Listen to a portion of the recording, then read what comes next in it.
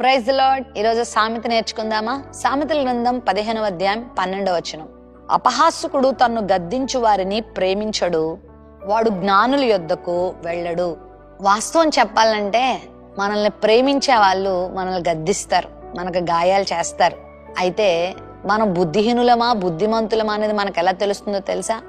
నువ్వు నిజంగా నిన్ను ఎవరైనా గద్దించినప్పుడు నువ్వు వారిని ప్రేమిస్తే, వారికి నువ్వు లోబడితే నువ్వు బుద్ధిమంతుడు అని అర్థం. నన్ను వాళ్ళు గద్దించారు, నన్ను వాళ్ళు తిట్టారు, వాళ్ళకేం పని, అయినా నన్ను అనాల్సిన అవసరం వాళ్ళకి ఏముంది, నేను ఎంత గొప్పవాడిని, నేను ఎంత గొప్పదాన్ని అని ఒకవేళ నువ్వు అతిశయించి ఎదిరించి తిరుగుబాటు కనుక చేసావనుకో, నువ్వు బుద్ధిహీనుల కోవలోకి వస్తావు. అపహాసకుడంట తను ఎవరైనా గద్దించారనుకో లోబడే మనసు ఉండదు, వాళ్ళని ప్రేమించడంట. మనం మనుషులం కదా, ఎంత భక్తిపరులమైనా, ఎంత గొప్ప వాళ్ళమైనా, ఎంత వయసు మీరిపోయిన వాళ్ళమైనా ఏదో ఒక చిన్న పొరపాట్లు మనలో కనబడతా ఉంటాయి. అసలు మనల్ని సరిచేసేవారు ఉండడం మనకు చాలా అదృష్టం అని చెప్పాలి. మనల్ని హెచ్చరించేవారు ఉండడం మనకెంతో మేలుకరం.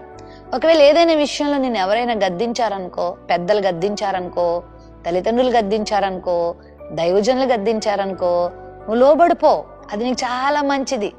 అంతేగాని ఎదిరించావు అనుకో నువ్వు చాలా నష్టపోతావు.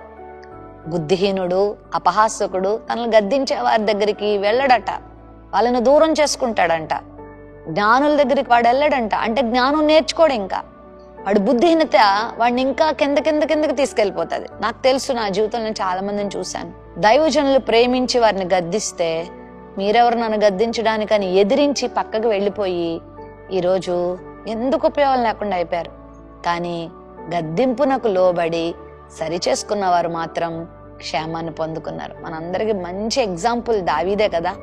దావీదు పొరపాటు చేసినప్పుడు నాతాను ప్రవక్త వచ్చి గద్దించగా లోబడిపోయాడు.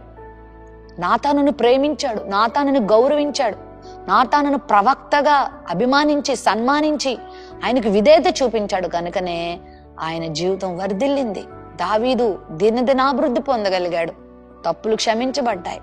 మరి మనం కూడా మనల్ని ఎవరైనా హెచ్చరించినప్పుడు మనం సరి చేసుకోవడం చాలా మంచిది. ఒకవేళ నీలో నిజంగా పొరపాటు ఉంటే సరి చేసుకో, నీలో పొరపాటు లేదనుకో నువ్వేం బాధపడకు, ఇబ్బంది పడకు. దేవునికి నచ్చినట్లుగా జీవించడానికి ప్రయత్నం చేయి. అంతేగాని లోపల కోపాన్ని పెంచుకొని, అహాన్ని పెంచుకొని, పగను పెంచుకొని, ద్వేషాన్ని పెంచుకొని బుద్ధిహీనుల కోవలోకి, అవిధేయుల కోవలోనికి, అపహాస్కుల కోవలోనికి దయచేసి వెళ్ళొద్దు. జ్ఞానులతో సహవాసం చేయి, దేవునితో సహవాసం చేయి, దేవుని బిడ్డలతో సహవాసం చేయి.